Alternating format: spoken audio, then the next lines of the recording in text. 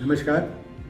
It gives me immense pleasure to note that Dr. Mukesh Sharma, the former additional DG of Doordarshan and now CEO with MIT Vishwa Shanti Darshan channel, has planned to give a tribute to Dr. V. Shantaram as my father on the occasion of the birth anniversary. The tribute is in the form of story and a remembering of Dr. V. Shantaram and his cinema. Incidentally, Mukesh Sharma was discovered by my father, that is Anna Saab, in a children's film society as a producer, and I congratulate him for his endeavor to watch and enjoy the story.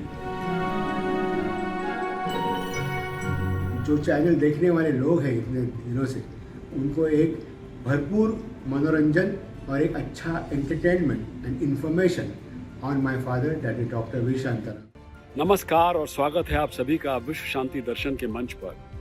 Channel के जनक हैं विश्व शांति के अनुयायी विश्वधर्मी professor doctor Vishwanath दा कराड़, जो विगत 4 दशकों से विश्व में शांति की स्थापना के लिए पूरी तरह कार्यरत हैं। 18 नवंबर 1901 के दिन भारतीय चित्रपट के फलक पर एक ऐसा सितारा उदयमान हुआ था जिसने उस दौर के उभरते हुए भारतीय सिनेमा को एक नई पहचान दी। यह अतिशयोक्ति नहीं है, मगर शायद ही भारतीय या अंतर्राष्ट्रीय सिनेमा का कोई व्यक्तित्व ऐसा हो जो फिल्म निर्माता निर्देशक डॉक्टर वी शांताराम की श्रेणी में खड़ा हो सके। एक कुशल अभिनेता, एक अभिनव संपादक, एक अंतर्दृष्टिपूर्ण निर्देशक और कई प्रतिभाओं के फिल्म निर्माता के रूप में उन्होंने फिल्म निर्माण और व्याकरण की एक नई शैली विकसित की। एक अभिनेता के रूप में उन्होंने कम से कम 2 ऐतिहासिक भारतीय फिल्मों में मुख्य भूमिका निभाई, जिन्हें उनके द्वारा निर्देशित भी किया गया था। एक निर्माता के रूप में उनकी फिल्मों ने ब्रिटिश शासन के तहत संघर्ष कर रहे समाज की सामाजिक, आर्थिक और राजनीतिक समस्याओं को अपनी जगह स्थापित करने की कोशिश की। उनका यह सिलसिला आजादी के बाद भी राष्ट्र निर्माण हेतु जारी रहा। सन 1901 में जन्मे शांताराम जी मूक फिल्मों के विकास से लेकर 1980 तक के डिजिटल तकनीकी के आगमन तक के गवाह थे। वे मूक सिनेमा के दौर के एक सफल निर्माता और निर्देशक थे। उन्होंने 92 फिल्मों का निर्माण किया, 55 फिल्मों का निर्देशन किया और 25 फिल्मों में अभिनय किया।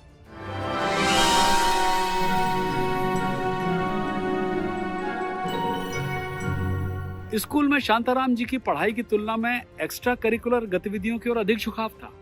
इस तरह एक अच्छे मिमिक के रूप में उनकी ख्याति भी फैल गई और उन्हें अक्सर मंच पर मिमिक्री के लिए बुलाया जाता था। ऐसे ही एक अवसर पर उन्हें महान मंच अभिनेता गोविंदराव तेम्बे ने देखा, जिन्होंने उन्हें गंधर्व नाटक मंडली में भर्ती किया।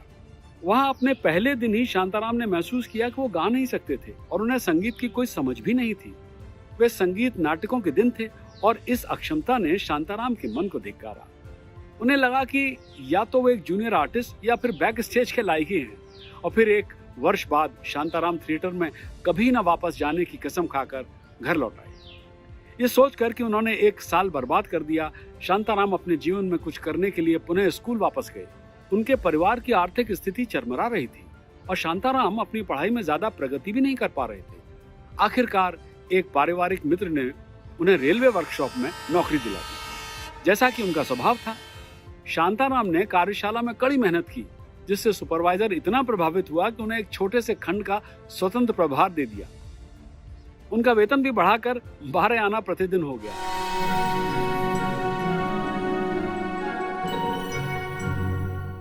शांताराम धीरे धीरे आगे बढ़ रहे थे, मगर नियति को कुछ और ही मंजूर था।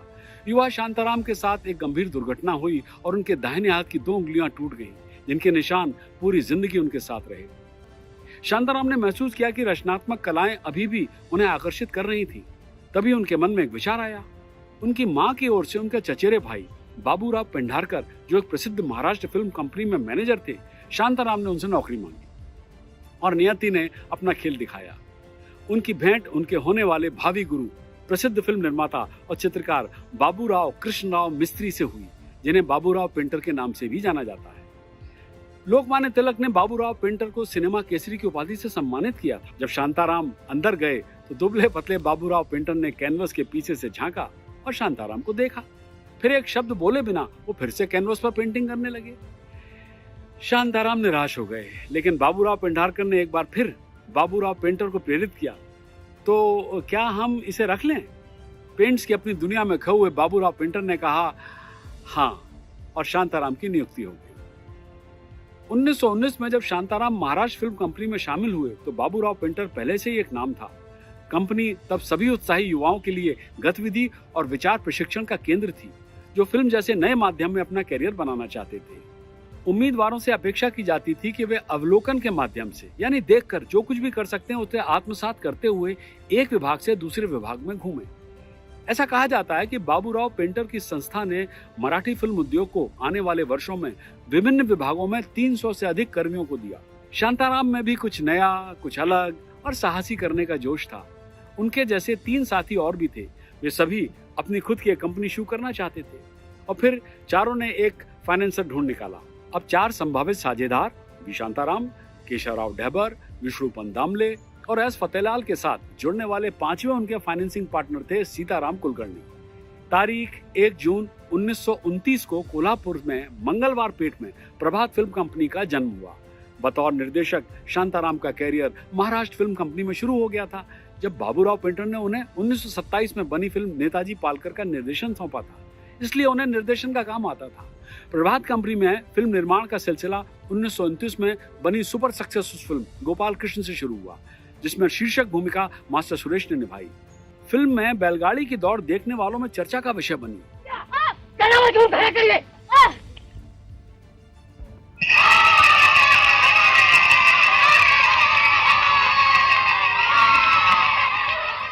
उसके बाद शांताराम ने यह सुनिश्चित किया कि प्रभात की प्रत्येक फिल्म में कुछ न कुछ हाईलाइट हो, जिससे फिल्म को उस दौर में बन रही फिल्मों के मुकाबले बढ़त मिल सके।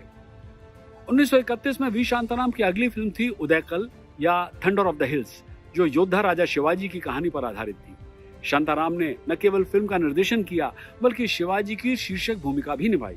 फिल्म का पहले नाम था स्वराज्याचे तोरण, मगर इसे उस दौर के सेंसर बोर्ड ने बदल दिया क्योंकि उन्हें इसमें भारतीय स्वतंत्रता आंदोलन के प्रचार की बू आ रही थी। 1931 में जब पहली भारतीय बोलती फिल्म आलम आरा रिलीज हुई तो प्रभात कंपनी ने अपनी पहली ध्वनि फिल्म यानी साउंड वाली अयोध्या राजा बनाने का फैसला किया, जिसके लिए उन्हें ऐसा माहौल चुनना था जहां एकदम शांति हो। और फिर उन्होंने अपनी नई नवेली प्रभात फिल्म कंपनी को कोल्हापुर शहर के मंगलवार पेट से उठाकर ताराबाई पार्क में कोल्हापुर के बाहरी इलाके में स्थानांतरित कर दिया। अयोध्या राजा मराठी तथा अयोध्या का राजा हिंदी में भारतीय सिनेमा के इतिहास में पहली द्विभाषी फिल्म थी। भक्तिभावना मी प्रथम दिन होता आजच्या आनंदा प्रीत्यर्थ आपली भंडारा उघडा, शूरवीरांना यथायोग्य देणग्या द्या, गोर गरिबांना आणि ऋषीमुनींना मनसोक्त दान देऊन तृप्त करा। फिल्म को 2 भाषाओं में बनाने का निर्णय न केवल प्रभात के लिए बल्कि पूरे फिल्म उद्योग के लिए महत्वपूर्ण था, क्योंकि इसने 1930 के दशक में पश्चिमी तट पर अधिकांश फिल्म निर्माण के लिए एक पैटर्न बना दिया। मराठी सिनेमा के पहले साल में बनी 8 में से 3 फिल्में प्रभात फिल्म कंपनी ने बनाई थी। ये थी अयोध्या राजा, अग्नि कंकन और माया मच्छिंद्र। सभी का निर्देशन वी शांताराम ने किया था। 1933 में शांताराम ने सरेंद्री नामक पहली भारतीय कलर फिल्म बनाने की एक महत्वाकांक्षी योजना बनाई। ये फिल्म महाभारत के एक लोकप्रिय चरित्र पर आधारित थी। रंगीन फिल्म को भारत में प्रभात स्टूडियो में शूट किया गया था और यूएफए स्टूडियो जर्मनी को प्रोसेसिंग के लिए भेजा गया। मगर शांताराम को फिल्म की प्रोसेसिंग पसंद नहीं आई। फिल्म उन्हें भद्दी लगी जो प्रदर्शित नहीं हो सकती थी, अतः फिल्म को डिब्बे में बंद करने का फैसला किया। सरेंद्री के निर्माण के दौरान ही भागीदारों ने कोल्हापुर से पुणे स्थानांतरित करने का फैसला किया, जो भविष्य के विस्तार और बिजली जैसी सुविधाओं की उपलब्धता के दृष्टिकोण से एक अधिक सुविधाजनक स्थान था। इसके अलावा ये बॉम्बे के करीब भी था, जो धीरे धीरे प्रमुख महानगरीय फिल्म निर्माण और वितरण केंद्र के रूप में उभर रहा था। पुणे के इस नवनिर्मित 3 निर्मित साउंड प्रूफ स्टूडियो में 1934 में बनने वाली पहली फिल्म थी अमृत मंथन। जर्मनी में यूएफए स्टूडियो में सरेंद्री के निर्माण के दौरान शांताराम को जर्मन फिल्म निर्माताओं के साथ काम करने का और नई तकनीक समझने और सीखने का मौका मिला। उन्होंने अपनी अगली फिल्म अमृत मंथन के लिए प्रकाश और छाया यानी लाइट और शेड्स के साथ प्रयोग किया। तेरे पिता ने महाराजा के खून का संगीन जुर्म किया है, लेकिन उसकी सजा तो उन्हें मिल चुकी, फिर मेरा कत्ल क्यों? क्या महारानी तख्तनशीनी की खुशी में एक बेकसूर के खून से हाथ रंगकर अपने राज्य की शुरुआत करना चाहती हैं? सन 1933 में शांताराम ने फिल्म अमृत मंथन का निर्माण किया, जो नारायण हरि आपटे के उपन्यास भाग्यश्री पर आधारित थी। फिल्म एक सुधारवादी राजा की कहानी है जो अपने कट्टर राजगुरु के खिलाफ खड़ा है, जो पशु बलि पर जोर देता है, मगर राजा पशु की बलि के एवज में मांग करने वाली देवी को अपना सिर अर्पित करता है। कहानी में निहित धार्मिक रूढ़िवाद और कट्टरता के खिलाफ आवाज उठाई थी। 1930 के दर्शकों के लिए धर्मगुरु की द्वेषपूर्ण निगाह ने पूरे पर्दे को झकझोर कर रख दिया और फिल्म लोगों में चर्चा का विषय बन गई। शांताराम पहले भारतीय फिल्म निर्माता थे जिन्होंने अमृत मंथन में जर्मनी से विशेष रूप से आयात किए गए टेलीफोटो लेंस का उपयोग करके पहला क्लोजअप शूट किया था। महाराजा क्रांति वर्मा की नई आज्ञा सुनी। उनकी आज्ञा है कि इस वर्ष से भगवती चंडिका के महायज्ञ में नरबलि और पशुबलि बंद कर दी जाए। अमृत मंथन सिल्वर जुबली मनाने वाली पहली हिंदी फिल्म बन गई जो एक ही थिएटर में 25 सप्ताह तक चली। वर्ष 1936 में शांताराम ने फिल्म अमर ज्योति के साथ अपने नए रूप में वापसी की। फिल्म की कहानी एक रानी के बारे में है जो एक समुद्री डाकू बन जाती है जब उसे राज्य के पुरुष प्रधान कानूनों के कारण अलग कर दिया जाता है। एक कॉस्ट्यूम ड्रामा के रूप में फिल्म ने लोगों पर जबरदस्त प्रभाव छोड़ा। फिल्म महिलाओं की मुक्ति के समर्थन में आवाज उठाती है। दुर्गा खोटे, शांता आप्टे और वसंती घोरपड़े की उपस्थिति ने फिल्म को बॉक्स ऑफिस पर लंबे समय तक चलने को सुनिश्चित किया। औरतों की निकम्मी जुबान दराजी, उन्हें घर की चार दीवारी में बंद करके उनके आजादी के हाथ पैर तोड़कर और गुलामी की जंजीरों से जकड़कर उन पर निकम्मेपन का इल्जाम लगाते हो। देखो तो उन्हीं की तरह निकम्मे बने हुए अब तुम क्या करतब करके दिखाते हो। इसीलिए तो मैंने तुम्हें जिंदा रख छोड़ा है। अमृत मंथन और अमर ज्योति ने फिल्म निर्माण की एक नई शैली और भारतीय सिनेमा के एक नए व्याकरण का सुझाव दिया। विषय वस्तु ताजा थी, पटकथा शैली संक्षिप्त थी, दृश्य स्पष्ट थे और फिल्म स्लीक थी। लेकिन प्रभात कंपनी की ये फिल्में आने वाले सालों की तैयारी के मात्र थे। 1937 और 1942 के मध्य सामाजिक प्रासंगिकता की 3 बेहतरीन फिल्में प्रभात फिल्म कंपनी ने बनाई। फलस्वरूप कंपनी की और शांताराम की राष्ट्रीय मानचित्र पर प्रतिष्ठा और मजबूत हुई। इन 3 फिल्मों में से पहली थी कुंकू मराठी में, और उसी का हिंदी वर्जन दुनिया न माने वर्ष 1937 में बना, जो नारायण हरि आपटे के एक सफल उपन्यास पर आधारित थी। फिल्म दूसरी शादी और महिला मुक्ति के निहित दोहरे के विषय पर केंद्रित है। केशवराव दाते ने उम्रदराज पति की भूमिका निभाई, जो एक युवा लड़की यानी शांता आप्टे से शादी करता है, जो शादी को पूरा करने की उसकी मांगों को मानने से इनकार कर देती है। अन्याय पर सामाजिक अपमान सहना पसंद करती है। या घरात तुला जेवायला मिळायचं नाही का? माझी मर्जी। तुमची मर्जी? हो। तुम्ही कोण? मी केशवाची तुझ्या नवऱ्याची काकी आहे, काकी। मग मी त्यांची म्हातारपणी हौसेने केलेली बायको आहे, बायको।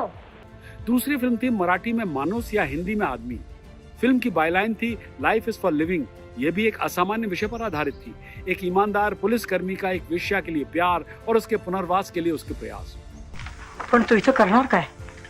तुम्ही सांगाल ते। हो, तुला इथं काम, पण काम कसलं आपण बघू ते।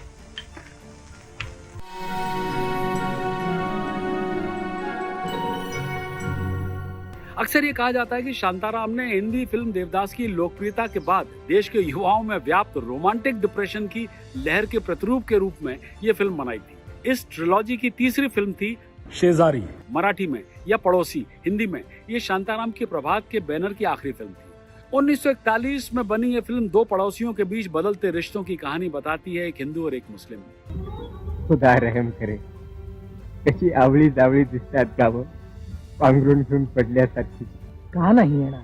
आपली घरं, घरोब्याची माणसं, मायेनं वाढवलेली शेत जनावरं, देवळं, मशिदी, हे गाव म्हणजे सारी दुनियाच नाही का आपल्याला? कहानी में और भी कई सूत्र हैं, लेकिन फोकस 2 लोगों पर है जो सांप्रदायिक सद्भाव और गांव की भलाई का प्रतिनिधित्व करते हैं, जो 2 झगड़ों में टूट जाता है। मी म्हणतो तसं इथं नवधरण बांधलं पाहिजे, त्यामुळे बुडणाऱ्या या गावाची फारसं नुकसान भरपाई करून दे, नाहीतर मात्र आपल्या कंपनीचा कारभार आटोपणार। जब उनकी 2 सामाजिक रूप से प्रासंगिक फिल्में सुरंग और सुबह का तारा बॉक्स ऑफिस पर अच्छी नहीं चली, तो शांताराम ने महसूस किया कि 1950 के नए दर्शक शुद्ध मनोरंजन चाहते थे। एक सदियों पुरानी कहानी को लेकर उन्होंने वर्ष 1955 में फिल्म झनक झनक पायल बाजे बनाई और इसी से रंगीन फिल्मों के युग की शुरुआत हुई। कोई संदेश नहीं था, लेकिन फिल्म गीत, नृत्य और रंगों से भरी थी। ये पूरी तरह से नृत्य प्रारूप में बताए गए दो युवा नर्तकियों का रोमांस था। फिल्म एक शानदार हिट थी और आज भी भारतीय सिनेमा का एक स्थायी मील का पत्थर बनी हुई है।